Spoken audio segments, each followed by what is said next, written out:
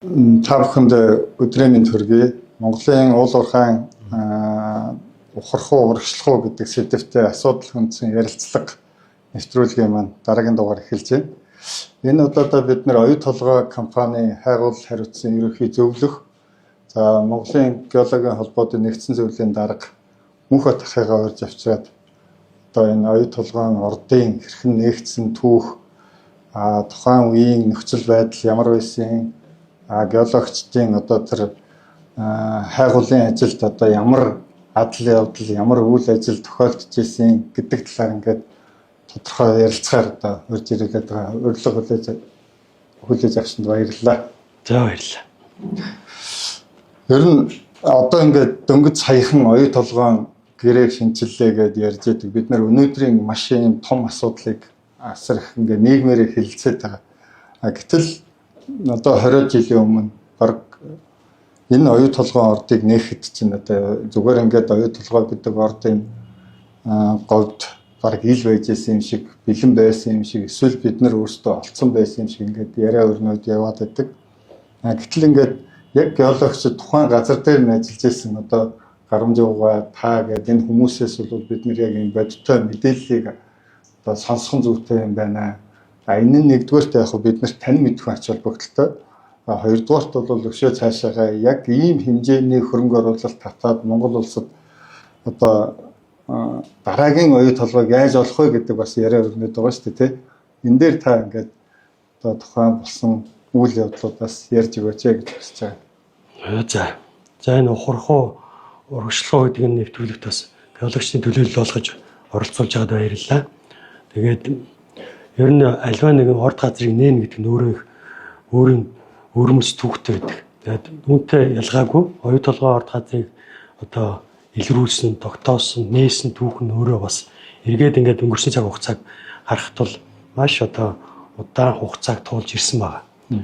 Оюу толгой түүх үл үндсэндээ 30 жил өнөөдөр одоо анх очиж одоо манай бидний одоо геологийн жижиг баг очиод илрүүлээд за тэгээд эргэн тойрны судалгаа хийгээд ингээд хайгуулын тусгай зөвшөөрөл авч ирснээс хойш өнөөдөр 30 жил өнгөрсөн байна. Тэгэхээр ямар удаан хугацаанд бас геологийн энэ эрэл хайгуул судалгааны ажлууд тийм ээ үе шаттайгаар маш олон одоо мэргэжлийн одоо геологч нар оролцоод талбарын тийм ээ одоо туршлагатай хүмүүс хамтарч энэ одоо төслийг одоо хөгжүүлээд өнөөдрийн зэрэгт ирсэн нь бол одоо өнөөгийн байгаа яг оюу толгойн эргэн тойронд яригдж байгаа асуудалтай бас холбоотой болоод ингэ явж байна. Анхул 1995 оноос ер нь бол Монгол улсад улсын эдийн засаг бас хүнд байх үед төр засгаас бас гадаадын хөрөнгө оруулалтыг Монголд татах шаардлага гарч ирсэн. Манай Монголын дотоод эдийн засаг бол одоо валютын нөөц хомсцсон. За дэлгүүр орчинд бол бараа тавар маш ховор. За бензин тосч бас маш хязгаарлагддаг байсан. Эргээд 1995 он гэхлээр та бүхэн ойлгож байгаа бах. Ер нь бол гадаадын хөрөнгө оруулагч тэр дотор ялангуяа 3 дахь орны буюу одоо барууны энэ уул уурхай хайгуулын компаниуд Монголд зөндөө орж ирээгүй байсан. Хамгийн ихний одоо компаниуд нь 94-5 оноос эхэлж орж ирсэн ийм суурьтай. Тэг тэр үед 95 онд өнөөдрийн бид нар одоо оюу толгойтой холбоотой анхны тэр санаачлагыг тохоо үедээ бас эргээд ингэ санахад бас сонин ихсэн байдیں۔ Одоо манай Монгол улсд бол эрдэнтийн үйлдвэрлэл үйл ажиллагаагаа тухайн үед явуулж исэн. Манай эдийн засгийн гол яг одоо валютын орлогыг олж исэн үйлдвэрлэл эрдэнэт байсан. Тэгээд 94-5 он гэхэд бол одоо тухайн үед эрдэнтийн үйлдвэрийн одоо манай удирдлага Монгол талын дээрээс нь инженерүүд нь бас анхныхаа одоо барууны уурхайн компаниудтай очиж танилцж исэн тийм үе байдیں۔ Тэгээд тэр дотор яг эрдэнтийн ерөнхий захирал Отгон Билггүй. За тэгээд хамтдаа тэр багт нь ажиллаж исэн бусад удирдлагын хүмүүс дээрээс нь тодорхой тооны геологч нар Америкт айлчлаад тэнд одоо бас мэргэжлийнхаа салбарын барууны одоо мэргэжлүүдтэй уулзж хагаад ер нь бол Монголд эдийн засаг бол бас хүнд байгаа юм байна. Дээрээс нь бас Монгол улс ашигт малтуулын хуулийг тухайн үед шинээр боловсруулж исэн үе. Тэгээд хууль эрх зүйн орчныг судалж үзэж хагаад Монголд одоо геологийн судалгаа байгуулах эхлүүлээ. Хамгийн гол зорилго нь бол эрдэмтдтэй төстөө тийм одоо төрлийн зэсийн ордыг шинээр хаяа гэдэг ийм зорилго тавьж энэ одоо санаачлал эхэлж исэн юм билээ. Эрдэнтээс анх эхэлсэн байна. Эрдэнтийн удирдлагатай ярилцаад тухайд Америк нэгдсэн улсын Аризона дахь одоо Тусон гэж одоо гэдэг тийм төвтөө Америкийн тухайд эхний 5-6-ад ордог юм зэсийн олборлолт за чиглэлээрээ ийм томд ордог Магма гэдэг компани төлөөлөлтөд уулзж ирсэн байна. Тэр компани одоо үйл ажиллагаагаа Латин Америк тэр үед хөгжүүлж ирсэн. Дээрээс нь бусад улс орнуудад одоо зэсийн шинэ орд газруудыг нээх тийм одоо санаачлаг гаргаад тэгээд Монголд ер нь бол анх орж ирэхин санаачлага эхлүүлээд тэр үедээ одоо 1995 онд гэхэд Эрдэнэт үйлдвэртэй 50 гэсэн одоо хувьтай анхны одоо хамтарсан ийм компаниг бүртгүүлээд үйл ажиллагаагаа эхлүүлэхдээ одоо яг геологч нарыг цуглуулад ингэж эхэлсэн байдаг. Энийг одоо агуулгын ажлыг эхлүүлж яхад бол бас их чухал үүрэг гүйцэтгэдэг юм бол тухайн үед Америкт тэр Аризонод байсан бас яг геологийн салбарт Америктай хэдэн жил ажилласан. Монголд бол өмнө бас нэлээдгүй олон жил ураны чиглэлээр болно. Монголд бас геологийн судалгаанд оролцож ирсэн юм Сергей Дьячков гэж зөв толгойд улсаас одоо Америкийн иргэн болоод очсон. Тийм одоо мэрэгжилтэн энэ одоо хоёр хамтарсан компани төслийг удирдахаар Монголд орж ирээд ингээд яг эхний хайгуулын одоо багийг бүрдүүлээд компани бүрдүүлээд ингээд үйл ажиллагаануудыг эхэлж ирсэн.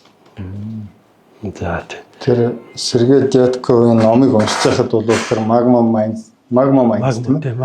Mines компанид яг тэр хэрийн үйл ажиллагаа тэгээд тэд нар ч бүр Эрдэнэтийн оройнд явсан юм байна лээ. Хөвсгөл завхнаар хүртэл үйл ажиллагаа явуулсан. Нилээн бас судалгаа хийж ягаад дараа нь тэр оюу толгоороо гарамжуугаан одоо саналаар явсан гэдэг зүйл уншсан.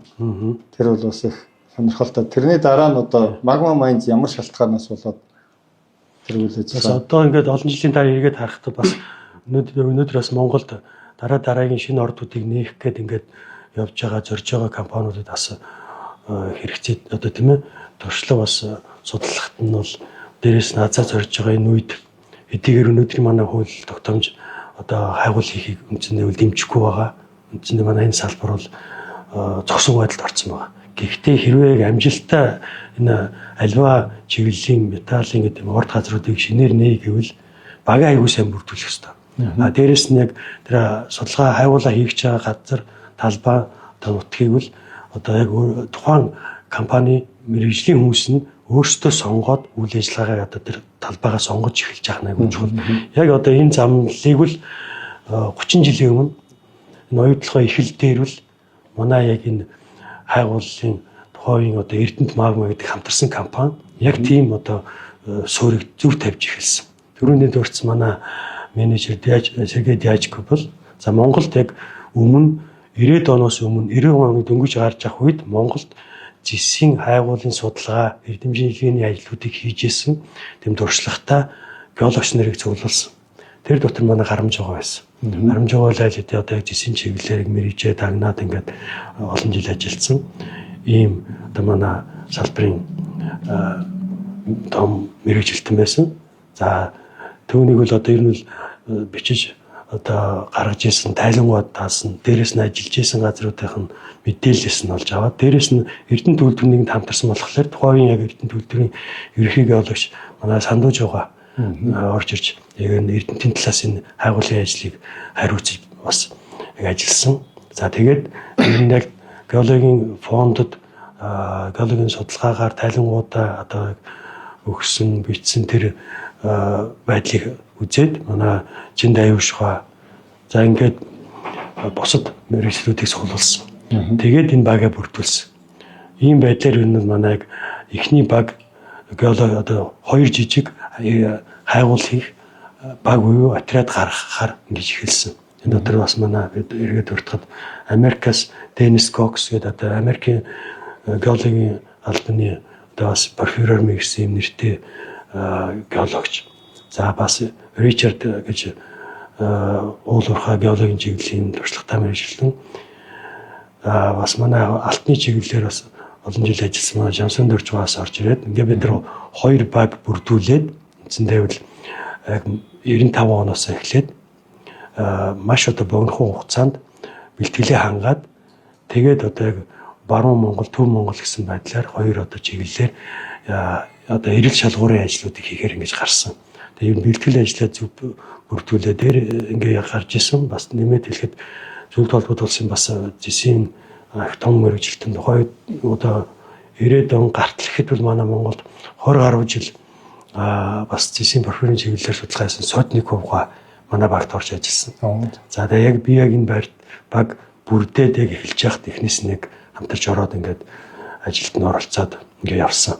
Ер нь бол богинохон хугацаанд маш одоо бэлтгэл ажлуудаа түргэн хангаад биологийн фондод байсан судлагдсан мэдээлэл тайлангуудыг үзээд тэгээд тэр өмнө одоо бас илэрсэн зарим илрэл тайландаа тусгагдсан мэдээлэл одоо илэрлүүдийг гаршуудыг очиж шалгахаар ингээд гарч ирсэн.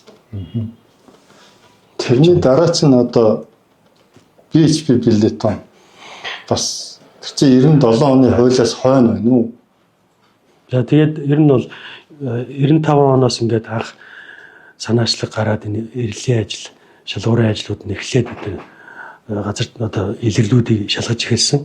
Ингээд 97 оны хууль үндсэндээ гарахыг бол бас компанид хойдоос хүлээж ирсэн. Яг бол 95, 96 он гэхтвэл манай бас яг хууль эрх зүйн орчин тийм таатай биш байсан. Одоо хайгуул хийгээд хийсний дараа ямар нэгэн одоо сонирхол татсан илэрлэл нь цаашдаа жижиг юм уу дунд хэмжээний орд газар болох юм бол тэр хайгуулыг илрүүлээд орд газрын тогтоосон илрүүлсэн нээсэн компани нь одоо эзэмшээд өшөө цааш нь хөгжүүлээд уурхай болгоод ашиглаад явах уу гэдэг нь бол бас баталгаажаагүй байсан хуулиа. Гадаад хөрөнгө оруулалтын хууль дөнгөж боловсруулагдчихсэн. Тийм болохоор бол яг хээрийн ажлуудаа хийжсэн энэ хуулийг бол гарахыг бас хардсан жисэн. Тэгээд тухайн үед Дэлхийн банкны санхүүжилтээр Монгол Улсын эдийн засаг үнэхээр маш хүнд байдалд байсан. 97 оны хууль ерөнхийдөө 97 оныхоо 6 сарын 1-нд батлагдсан байдаг. Тэр хууль бол ёстой одоо яг тухайн үеийн Монголын эдийн засгийг одоо өөдөнд татах. Тэгээ олон улсын одоо энэ хайгуулын салбар, уулуурхайн салбарынх нь Монгол руу ингээд сонирхох тэр сонирхлыг ихээр бий болгосон ийм одоо хууль гарч ирсэн. Ингэснээр нөгөө Монгол манай одоо эдийн засгийн бол үндсэндээ өмнө нь бол яг эдийн засгийн хамтын ажиллагааны социалист орнууд яг тэр эдийн засгийн одоо тэгээд харилцан туслалцах тэр систем дээр тогтсож исэн бол манайх үндсэндээ үйлд ажилтургүй ер нь бол ганцхан 8 газар авцсан тийм ээ. Өөр одоо эдийн засаг бол үндсэндээ босох боломжгүй юм үед яг энэ ашигт малбарын хууль батлагдаад тэгээд эхний одоо энэ Канадын, Австралийн, Америкийн компаниуд Монголд одоо алт болон ЖИС бусад металлын ордуудыг хайхаар орж ирж байсан. Энэ үедээ давхцаж бидний бас үйл ажиллагаа эхэлж байсан юм. Тэгээд тэр өөрөө асуулаа энэ PHP компани, ноёдлогоо компани хийцээ орж ирсэн байх юм бол ер нь бол өнөөдрийн хүртэл ингээд эргээд харахад бол оюу толгой одоо хайгуулын төсөл гэж эхэлж яваад өнөөдөр одоо оюутлогоо уурхаа болоод ингээд өргөжгөөгөө явж байгаа энэ том төсөл анх дөнгөж эхлээд ирээдүйн мэдэгдэхгүй байсан үе шатаасаа эхлүүлээд өнөөдрийн хугацаанд бол 4 гадаадын хөрөнгө оруулагч компани одоо эзэмшилд байж байгаа дамжаад тухайн үе болгондоо одоо бас янз бүрийн хүндрэлтэй хэцүү цаг үеийг давж эрсдлийг даван туулж ирж тэгж хэрэгжиж ирсэн. За эхнийх нь бол төрөд орчихсан. Анхны яг Монголд орж ирсэн Америкийн Magma Copper компани эхнийх нь одоо Эрдэнэ төлөвлөлтөд хамтарч эхлүүлсэн. Дараа нь үйл ажиллагааг нь тэр одоо Эрдэнэтэй хамтарч ирсэн Америкийн компаниг PHP компани одоо хөрөнгөний бирж дээр худалдаж аваад өөрөх үйл ажиллагааг өргөжүүлсэн. Ингэснээр PHP компани Монголд яг одоо орж ирээд тэгээд эхний шатанда Эрдэнэ төлөвлөлтөд бас хамтарч ажиллах гэрээ хэлцээрээ хийжсэн. Гэхдээ яг тухайн үедээ бас тохиролцоонд хүрч чадаагүй. Ер нь Монголын тал нь одоо санхүүжилттэй үргэлжлэл хийхгүйгээс болоод Эрдэнэ төлөвлөлт яг одоо хайгуулын ажлуудыг тэр эхний шатууд нь бол өргөжлүүлээгүй ингээд явсан. Ягаад гэвэл тэр нь ч аргагүй баг. Ягаад гэвэл 95 96 оны үед 97 он гарч ирсэн үед бол угаасаа оюу толгой дээр орд газар болно гэдгийг мэддэхгүй байсан. Эхний дөнгөж 100 тонны өрмийг өрөмдөөд дөнгөж одоо нэг жоохон ажлууд хийжсэн болохоор ийм өнөөдөр шиг том орд болно гэдэг нь хинч таамаглах болов бид нар ч өөрсдөө мэдэхгүй байсан. Тийм болохоор дээрэс нь эрсдэлтэй байсан. Тэр үеийн манай Монголын хамгийн том компани Эрдэнэт үйлдвэр 100 тонны одоо хөрөнгө оруулалт хийгээд явах боломж нь нээлттэй байсан. Эргээд харахад бол яг Эрдэнэт үйлдвэр за тэр үеийн Америкийн компани тэгээд Австралийн BHP хоёр бас Эрдэнэт үйлдвэртэй бол цаашаа үргэлжлүүлээд үйл ажиллагаа хамтрахыг хүсэж исэн юм лээ. Тэгээд ингээд ер нь та нар бидэнтэй хамтраад явхад цаашдаа ер нь Монголын талын оролцоо бидэнд хэрэгтэй. Ягаад бол хэрвээ ямар нэгэн орд болоод цаашаа өргөжүүлээд ашиглах юм бол энэ үл аль аль талдаа өгөөжтэй байх хэрэгтэй. Гэхдээ эндээс ирээд юу харагдаад ирэхлээр өнөөдрийн бид нар яриад байгаа энэ оюутлогоо ийм амархан том орд болоогүй шүү.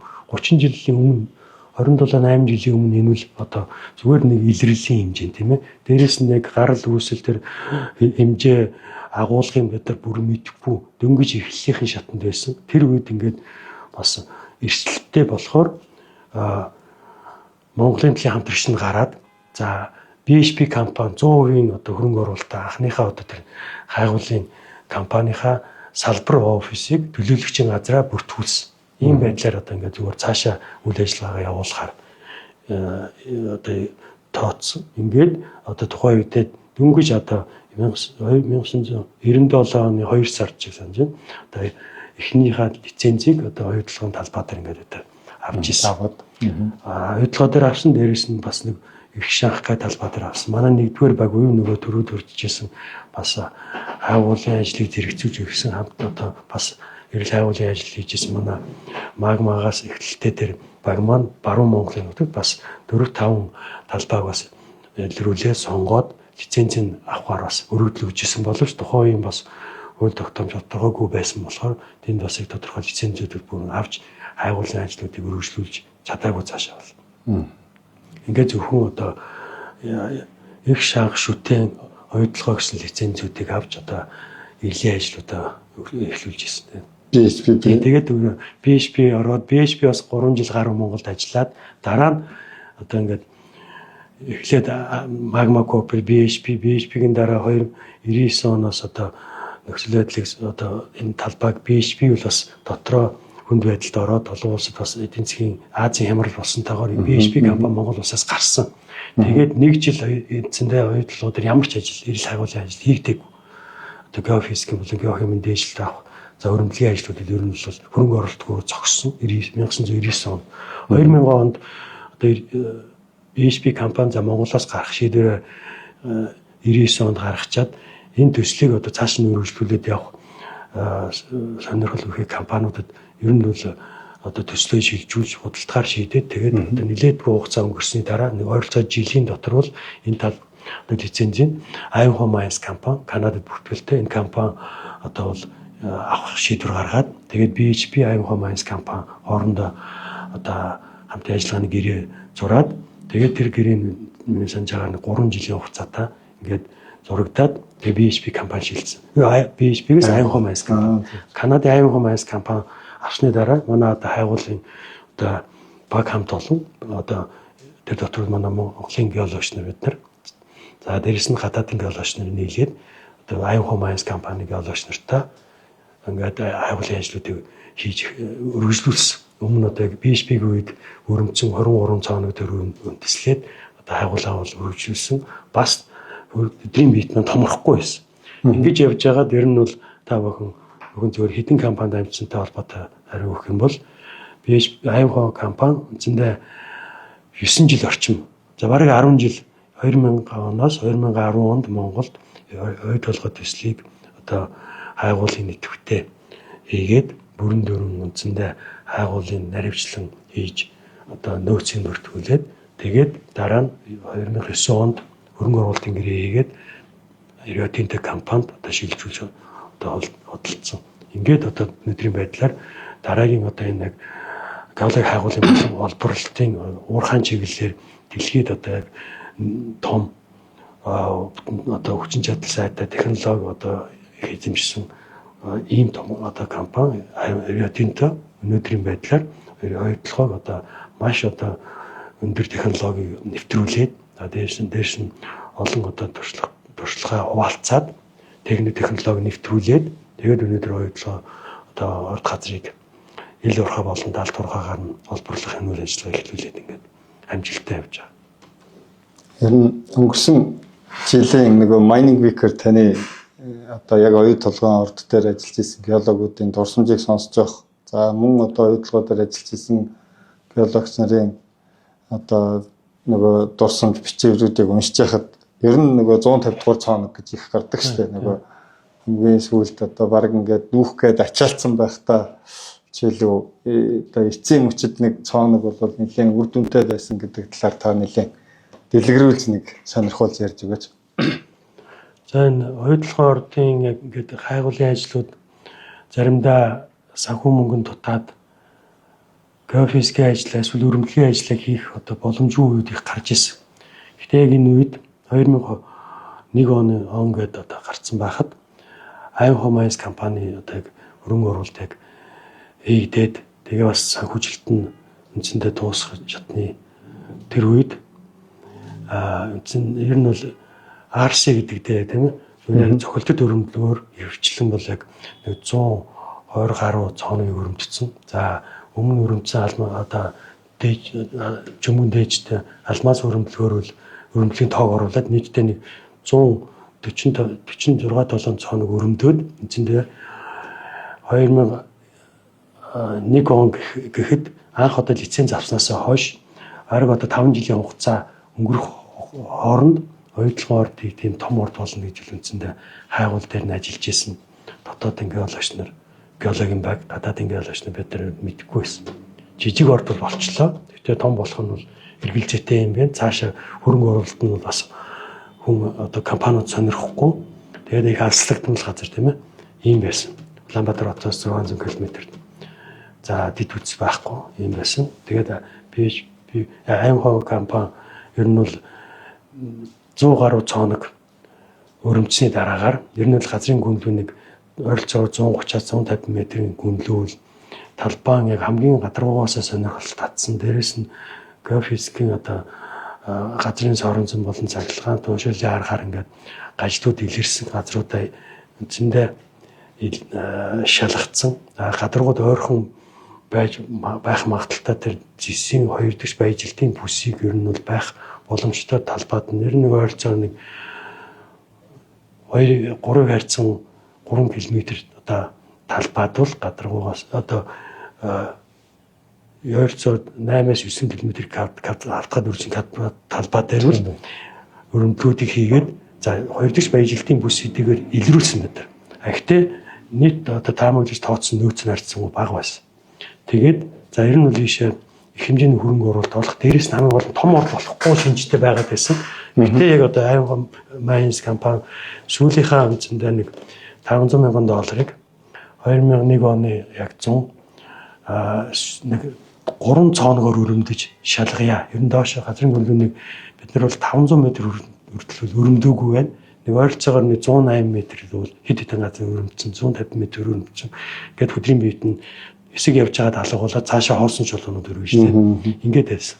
Тэгээд одоо төрөний хэлдэг сүүлийн $500,000-ийнхаа нэг хэсгийг бол энэ 3 алмазын цааныг өрөмдөөжтэй одоо чөмгөн дээжтэй өрөмдлөгөөр өрөмдөд. Тэгтээ яг цахилгаан туушрлын аномал дээрээс нь тодорхой хэсэгтнээс соронзонгийн одоо ажилтай юм газрыг шалгаягээд тухайн үедээ одоо гарамжуугаа яг зөвлөснөөр одоо алтан уруулжин гэж хэлсэн тэр яг оюу толгойн төв оюугоос жоохон баруун хэсэгт баруун өмнөд оюугийн одоо хэсэг дээр өмнөх цоонуудын бас зарим нэгэн шинжилгээний хариудыг шалгаж агаад за ер нь бол энд бид нар харьцангуй дутуу шалгасан юм шиг байна.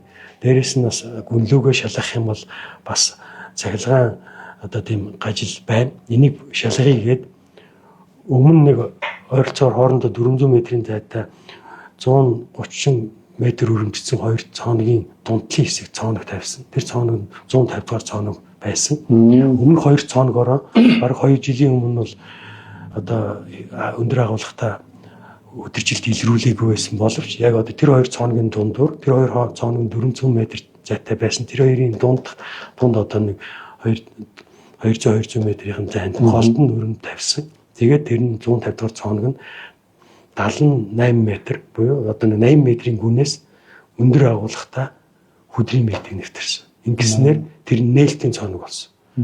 Тэгээд яг энэ нээлтийн цоногийг одоо тавьж яхад бас яг хамтын шийдвэр байсан. Манай яг агуулгын ажлыг манай Чарли Форстер гэдэг Канадын маш одоо туршлагатай бас биологч ахалж исэн. За манай Санж Дөрцгоос яг төсөл дээр бид хамт ажиллаж байсан. Тэгээ манай одоо бусад биологч нар нийслэлгүй за сөхөөчөр ингээд манай том баяр гэдэг хүмүүсүүд зөвлөлд нь орж ирээд бид нар ингээд яг энэ үеийг бол хамтдаа туулж одоо нээлтийг үл хийж исэн.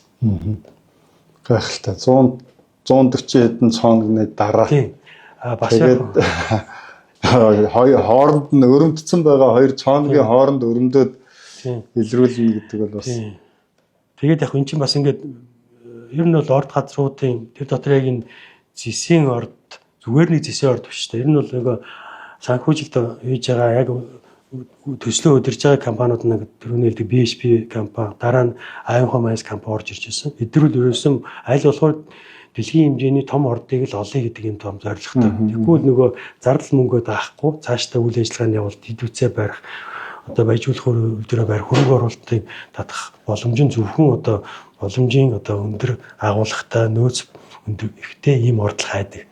Тэгээд одоо би зөвхөн жишээ болгоод хэлэхэд бид нар тэр одоо эргэлзээтэй үед 150 дугаар цооногийг өрөмчсөний дараа ч гэсэн бид нар за энэ цооногтой адилхан цаашаа ингээд одоо энэ агуулга нь одоо буурахгүйгээр талбай нэмэгдээд байгаасаа л гэсэн юм хүсэл мөрөөдөлтэй байсан. Тэр нь одоо дараагийн цооногуудаараа нь батлагдаад нэмэгдээд тэгээ дунд нь бас алдаж онд орсон зүйлүүд бий.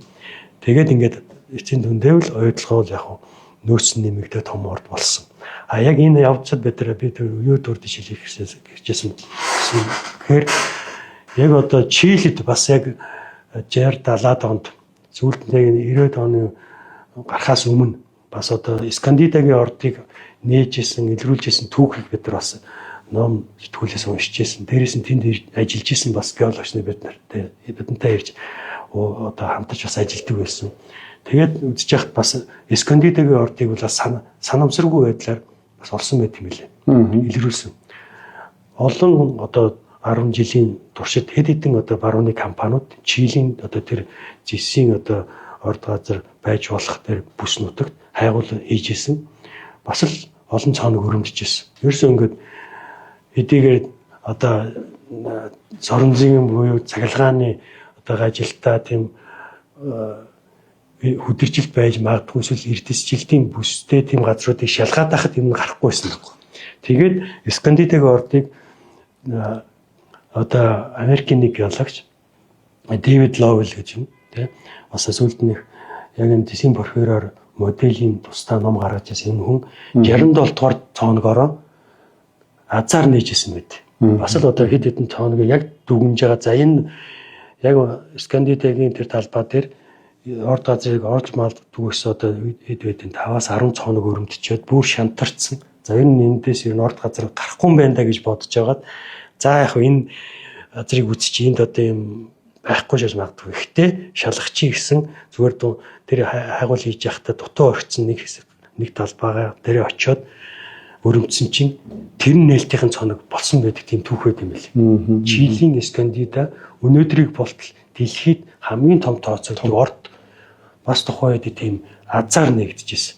Тэр цоног өрөмдөөгүй бас олон 10 жил нээлт нь хийгдэхгүй тэгээд тэнд үүдэр баригдахгүй юм явах магадaltaй байсан юм да. Тэр түүхийг бид нар мэдчихсэн. Тэгээд бид нар аль хэдийн одоо 130 140 цоног дээр явж ирсэн хүмүүс бид нар бас орд нээн гэж л бас итгэхэд бас жоохон хэцүү болсон тийм бас л хангалттай бид нар нөгөө тэр Скандинав бол тэр үед нээгдсэн 60 70 дээр нээгээд дараа нь одоо дараагийн цоног руу орсон. Бид нар 67 70 130 40 цоногоо өрөмтчихэд оюутлал нэгээгүй л байсан байхгүй юу. Тэгээд тэр 150 дээр үндсэндээ яг гол цэгийг нь олоод ингээд нээжсэн нь бол бас бодвочтой түүх юм байл. Дараагийн одоо шинээр орд газар олоход ямар их эрсдэл төвчээр тийм ээ. Дээрээс нь бас тэнд ажиллаж байгаа мэргэжилтүүд хоорондоо сайн одоо баг болж ойлголцоо төр таамаг төвшүүлээ, тэрийг шалгах дээр бас санал нийлэхгүй тэр тохиолдлуудаа бас баланслах гэдэг юмнууд айгүй чухал байд юм байна. Тэгээд энийг би бас дуртай гэж бодсон юм. 2 жилийн өмнө Mining Week дээр Фридланд ирээд ихтгэл тавьж ирсэн. Тэгээд ер нь бол маш их өөдрөг үзэлтэй, ер нь янз бүрийн одоо их зоригтой ийм хөрөнгө оруулагч юм байна гэж надад бол бодогдчихсэн. Аймхаа манжийн 2003 оны яг одоо манай оюу толгойг нээлт хийгээд тэрний дараа бол Торонтогийн хөрөнгийн бирж дээр хөрөнгийн үнэлгээ нь 350 орчим сая доллар байсан юм лээ. Тэрнээс өмнө бол одоо бас арай бага байсан байгаа. Гэхдээ яг нарийн тоог нь бол олж хараагүй. Гэтэл өнөөдөр бол одоо Аймхаа Майнз компани өөрөө бол дэлхийн топ 50 уурхайн компани нэг болчихлоо. 16-7 тэрбумын хөрөнгөтэй болчихлоо. Энэ машин хурдан хугацаанд одоо хайгуулын жуниор компаниас уул уурхайн компани болж хөгжсөн байгаа харагдаад байгаа юм л да. Тэгээ Монголд одоо энэ их хэмжээний хөрөнгө оруулалт хийх тэр хүний тэр хөрөнгө оруулагчийн бас сэтгэхүй зориг гэж нэг талаасаа байх бах. Хоёрдугаарт бол бас манай Монгол улсын өөрийнх нь эдийн засгийн хууль эрх зүйн за тэгээд дээрэс нь геолог ашигт малтмлын боломжуудыг тэр хүн бол мэдээж үнэлжээж орж ирсэн байх. Ямар нөхцөл бүрдээд тэр компаниуд ер нь ингээд шуураад Монгол руу их хэмжээний хөрөнгө оруулалт хийгээд тийм тодорхойгүй нөхцөл байдал руу зүтгээд ордыг олох гэж ингэж хөрөнгө оруулалт хийсэн юм бэл гэдэг дээр хоёулаа нэг санал солилцвол таны бодлоор. За Роберт Фридлиндийн талаар бол маш олон янзын мэдээлэлүүд явдаг. Гэхдээ бидний хувьд бол Роберт Фридлинд бол ер нь бол яг энэ хайгуулын салбар тэр дотор нэмээд цаашлаад уулуурхайн салбарт бол одоо дандаа салхийг хагалж явдаг ийм одоо эрч хүчтэй шинийг санаачлагч зоригтой ууггүй ийм хөрөнгө оруулагч. За анх яг Роберт Фридлиндтэй бид нар яг уулзаж танилцж явах үеэс эхлээд бид нар бас өөртөө оюутлогоо дээр анх танилцж ирсэн.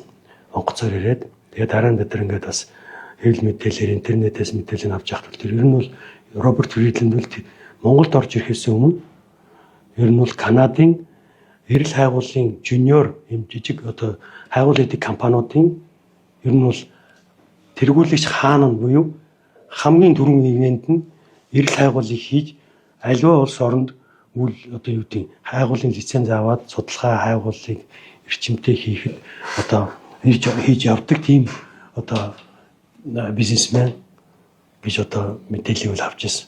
Тэгэд үнээр уулзаад миний хувьд бас Фридлиндтэй бол 10 орчим жил яг оюутлогоо дээр энэ хайгуулын ажлууд тийм ээ эхлээд ингэ явснаас хойш айгүй сайн мэднэ. Үнэхээр одоо түргэн сэтгэдэг урдан бизнесмен за юм үнэлэхтэй айгүй зөв сайн үнэлдэг.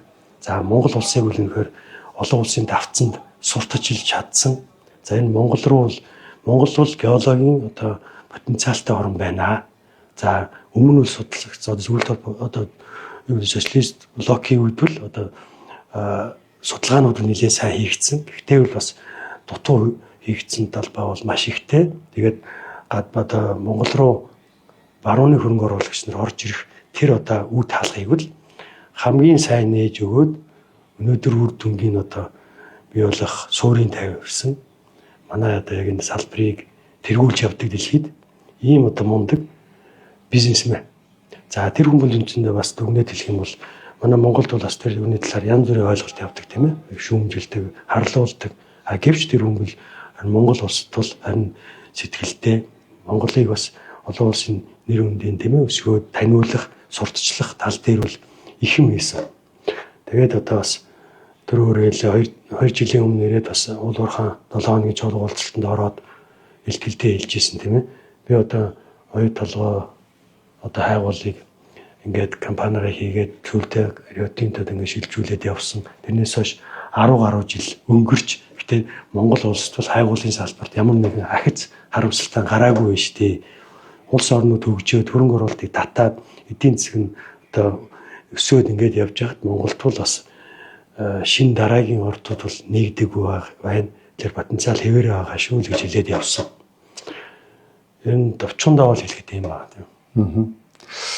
Ер нь яг зөвөр олон нийтийн дунд одоо за би ч гэсэн тэгж ойлгодог байсан доо. Ер нь энэ Роберт Фридланд гэдэг хүн бол азтай хүн юм байна.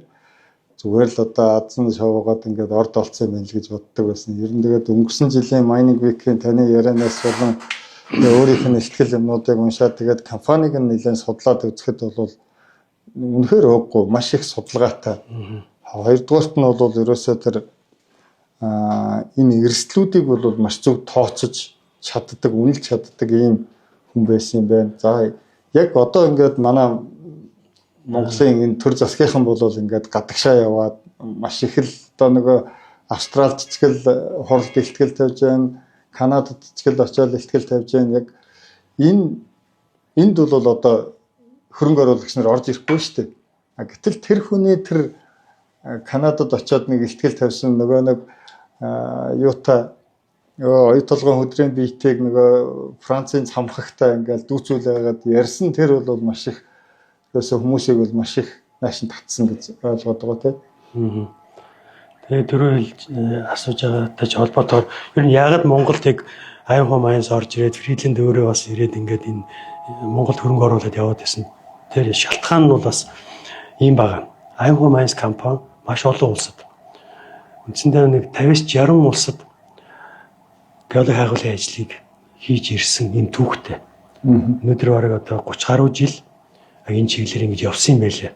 Тэгээд нэг гайхамшигтай нь Фридланд өөрөө хэдийгээр өөрөө одоо хайгуулын гэдэг юм уу хаан байжуулахын чиглэлийн хүн биш боловч тийм ээ энэ мэрэгжлийн хүмүүсээ үнэлж чаддаг. Геологч нараа сонгож таньж мэддэг. Геологч нарын үгийг сонсож тэр дундаас өөрийнхөө дүгнэлтээ хийж чаддаг тийм чадвар аягүй өндөр. Тэгээд ингэж одоо тэрэн дээрээ үндэслээд итгэл үнэмшлэн баталгаажаад тэгээд тэрийг дэмжиж явдаг юм хүн. Зөв системийг бүрдүүлсэн. Ер нь хайгуулын ажил дээр бас ингээд товчхон хэлэх юм бол геологч нар бол одоо талбайг сонгоод за орд газар нээх гэхлээр хамгийн хэцүү хүндрэлтэй юм юун дээр тулгардаг гэхлээр яг одоо зардал мөнгөн дээр очиод өрөмтлөг хийгээд нөгөө таамга шалгахыг гэхлээр хөрөнгө мөнгөөс хязгаарлагдсан байдлаас болоод хангалттай өрөмтлөг хийж чаддаггүй.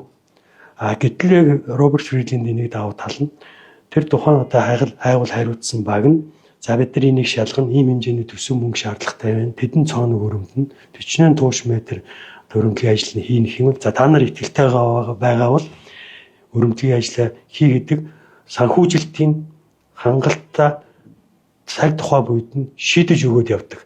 Энүүгээрээ тэргүүлдэг байсан. Одоо ч гэсэн дэлхийн хэмжээнд ярьсан ч бүх одоо хайгуулын компани тэр дотор бас л уулуурхайн компаниуд яг энэ дээр алддаг. Нэг нь алддаг юм Фридланд бол харин алдахгүйгээр оновчтойгоор итгэлтэйгээр хайгуул хийж байгаа геологийнхаа багт одоо даалгаад тэднийгээ дэмжиж ажилдгаараа амжилтанд хүрсэн гэж боддیں۔ Тэгээ одоо тэр компани 20 жилийн өмнө жижиг одоо хайгуулын төвшөнд явсан бол тэгээ хөрөнгөний биржээр бүртгэлтэй ингээд явж исэн ийм компани эргээд өнөөдөр харах тул зөвхөн хайгуул хийхэд зогсохгүй. Одоо энэ хайгуулаа бол маш олон улсад хийж ах шиг байна. Одоо Америктай хийж байна, Сауди Арабид, Африкт, Америктай, Канадтай ч одоо мөнгө явж Казахстанд ороод ирсэн Аймхо Майнс компани үйл ажиллагаа хайгуулуудаа идэвхтэй хийж байна. Дахиад дараагийнхаа орд газруудыг нээхээр ажиллаж байна. За тийм болохоор манайх бол одоо яг энэ чиглэлээс ингээд үнээр хоцрогдоод байгаа. За Аймхо Майнс компани ингээд харах тул Фридланд бол өнөөдөр нэг 4-5 том орд газрыг олон улсын түвшинд нээсэн, тэрэнд оролцсон, тэрийг санхүүжүүлсэн ийм том одоо санхүүжүүлэгч бизнесмен. Тэр үүднээсээ үл энэ хүн бол дахин давтагдшгүй олон улсад хийсэн айгүй тийм одоо үлдээсэн бүтээл нь өөрөөгөө чинь асар их.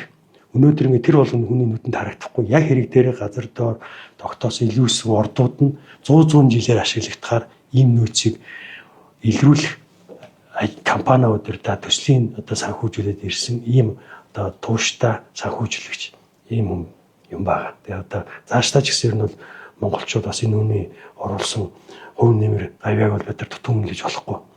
Ер нь аль болохоор тэр компани болон иймэрхүү одоо үйл ажиллагаа явуулдаг компаниуд Монголд үргэлжлээд орж ирэх ёстой. Манай энэ ашигт малтгалын хууль өшөө нээлттэй одоо хайгуулыг татсан ийм л болох ёстой. Өнөөдрийн байдлаар ийм болоогүй байна. Ер нь та бүхэн ярилцах цаг нэлээд өндөрлөгт өгч байна. Бид нар бас тухайн үед нэлээд хичээл зүтгэл гаргасан. Монгол улс бол нэлээд таатай орчныг бүрдүүлж чадсан.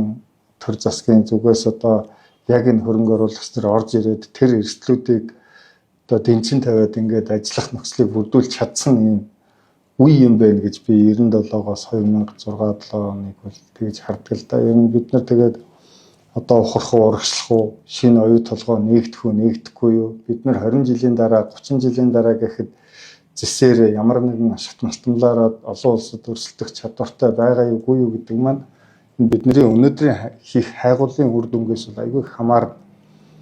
Магадгүй одоо энэ өсөн нэмэгдэж байгаа хэрэглээнд бид нар тэр тоглогч байж чадахгүй хэмжээнд хүртэл одоо миний сонссноор та түрүүн бас хэлжсэн аймхой компани бол 100 нөгөө нийт Монгол улсын нутаг дэвсгэрийн хэмжээнд хэрэгжүүлж байсан төслийн хэмжээ нь хэр хэмжээтэй байлаа. Маш их том хэмжээнд хийсэн байсан шүү дээ. 2000 оноос 2009-10 он хүртэл 10 жил орчим болохдоо Аймхой Майнс компани нийт хайгуулын лиценз авсан тоон бол бас нэлээд өндөр. Нэг 150-60 хайгуулын лиценз авч ажиллаж ирсэн. Тэр хэмжээндээ бас талбаанууд дээр одоо хөрөнгө оруулаад ингээд үйл ажиллагаа явуулсан. Нийт одоо хэмжээ нөлөө зоригтой бас хэлэх ёстой. 12 сая орчим хаа талбай эзэмшээд ер нь бол бүс нутгийн хэмжээнд эрэл хайгуулын ажлыг бол хийсэн. Суурь судалгаанууд нь судалгаагууд бас боломжоор бэлдсэн. Ийм л ажлуудыг хийж ирсэн. За тэгээ энэ дээр нэмээд хэлэхэд ер нь өнөөдөр ингээд бид нар оюу толгой орд газрын асуудал ингээд бас яриад чинь тийм. Үнэхээр манай Монголын эдийн засагт том байр суурь эзлээд ингээд цаашдаа зөндөө 100 жил гаруй ашиглагдах юм боломжтой. Энэ орд газар маань бэлэн жилэн байгаагүй. Энэ орд газрыг хаана байгааг нь илрүүс тогтоогоод нээгээд одоо хэмжээ заагийн тогтоох баталгаажуулах энэ бүх ажлыг гадаадын хөрөнгө оруулагч нар хөрөнгөө оруулж Монголын газар нутагт энэ одоо геологийн судалгаа шинжилгээний ажлуудыг хийсний үр дүнд бид нар газар доороо оюу толгойдын ийм орд газартаа болж чадсан. Энэ бол гадаадын хөрөнгө оруулагчтай Монголын мэргэжилтнүүд за дээрээс нь төр засаг мэргэжлийн байгууллагууд хамтарч ажилласны үр дүн.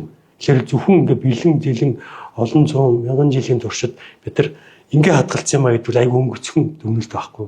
Эний чи хаана юу байгааг илрүүж тоттоод багтаах бүх ажлыг анханаас нь өнөөдрийн хүртэл одоо хөрөнгө оруулалтын 100% хийгээд явж байгаа тал нь бол гадаадын хөрөнгө оруулагч нар нь тэр компаниуд нь анх хэллээ 4 гадаадын хөрөнгө оруулагч орж ирж энэ төслийг одоо эхлүүлээд өнөөдөр ингээд өргөжлүүлээд хөгжүүлээд ингээд явж байгаа. Түрүүний хэлж байгаа Magma Copper гэдэг Америкийн компани тийм ээ анх орж ирж 95 оноос дараа нь 97 оноос BHP компани орж ирээд 3 жил болсон. BHP компани 99 он гээд гарахад 2000 оноос 2010 он хүртэл Канадын Аймхой Майнс гэдэг компани энэ төслийг өргөжлүүлж хөгжүүлсэн. За орд газрын хайгуулыг хийж нөөцийг тогтоож бүртгүүлсэн. За тэрнээс хойш 2009 онд хөрөнгө оруулалтын гэр хийгээд өнөөдөр Риотинто гэдэг энэ компани одоо дараагийн шатанд нь гаргаад ингээд бүтээн байгуулалтын нэгээд уурхай байгуулад одоо баяжуулах үйлдвэр тэгээд дараагийн шатны гүний уурхай, далд уурхай одоо олборлтыг эхлүүлээ ингээд явж байгаа. Тэгэхээр би бол дараагийн том хөрөнгө оруулалтыг бид нар амжилттай явуулах. Дээрээс нь одоо энэ 30 жил хөгжүүлж ирсэн оюу толгойн хамтын ажиллагаагаа тийм ээ зөв зохистой явуулахын тулд бид нар тал талаас нь юм бодож дүгнэж тэгээд цаашаа хамтын ажиллагааг өргөжүүлж манай Монгол улсын эдийн засаг өшөө өргөжиж илүү бат суурьтай болж за энэ хөрөнгөлүүлсэн туршлагыг бусад одоо ижил төрлийн орд газрыг Монголын одоо газар нутагтаа шинээр нээх одоо туршлага бол Монголд одоо байна тийм ээ. Энийгээ бид нар цааш нь зөв зөвхөстэй авч явах. Тэр одоо бүх талын орчныг бас дахиж эргэжээр сайжруулах энэ боломж шаардлага байна. Тэгээ одоо боломжуудаа бид нар ашиглах хэрэгтэй гэж бодож байна. За баярлалаа. Тэгээд хүрэлцэн ирж бас санал бодлоо тэгээ сайхан түүхээ дурсамжаасаа хуваалцсанд маш их баярлалаа. Ер нь бид нар одоо уул уурхайн салбар цаашдаа хөгжих хөрөнгө оруулалтыг татах. За тэгээд өшөө эдийн засгтаа энэ уул уурхайн салбарын үзүүлэх нөлөөг сайн байлгахын тулд бид нар бол өөрсдөөсөө шалтгааллах бүх зүйлийг бол өөрсдөө хийж гүйцэтгэх хэрэгтэй. Энэ нь бол хууль эрх зүйн орчноо сайжруулах хэрэгтэй байна. Одоо яг үнэндээ бол хөрөнгө оруулагч нарт ханддаг хандлага өөрчлөх шаардлагатай байна гэдэг ийм санаа төрж сууна. За бид нар үнэхээр одоо сайжруулъя, үнэхээр одоо хөрөнгө оруулалтыг татъя гэж бодож байгаа бол шин зүйлийг одоо хайж олохоос илүү бид нар хизээ энэ хөрөнгө оруулалтыг сайн татчих чадчихсан бэ? Бид нар хизээ энэ том нээлтүүдийг хийж чадчихсан бэ гэдгээ түүхээсээ бол эргэж харах хэрэгтэй юм байна. Нэгдүгээрт, хоёрдугаарт бол энэ геолог хайгуулын ажил гэдэг бол асар их эрсдэлтэй. Тухайн үед 12 сая га талбайд хайгуул хийжсэн байтал өнөөдөр бид нар бол нэг маш цөөхөн байгаа байхгүй тэр 12 саяд хүрэхгүй байж идэг. Ингээд бид нар улсын хэмжээнд магадгүй өнөөдөр нэг 2 сая хүрэхгүй. Тэгээ 2 сая хүрэхгүй га талбай. 1000 орчим хайгуулын лиценз байгаа бах тийм ээ. Тэгэхээр бид нар бол цаашдаа энэ үнэхээр л байгалийн нөөц одоо эрцээ ингээд ашиглаад хөгжүүлнэ эдийн засгаа тэлнэ гэх юм бол хайгуулынхаа үе шатыг бол тэлхээс одоо дэмжихээс өөр арга байхгүй дэмжих биш. Энд бол саадуулдаг механизмуудыг л эргэж хараад сайжруулах хэрэгтэй юм байна гэдэг юм дүгнэлттэйгээр энэ яриагаа өндөрлөё. За та бүхэнд баярлалаа.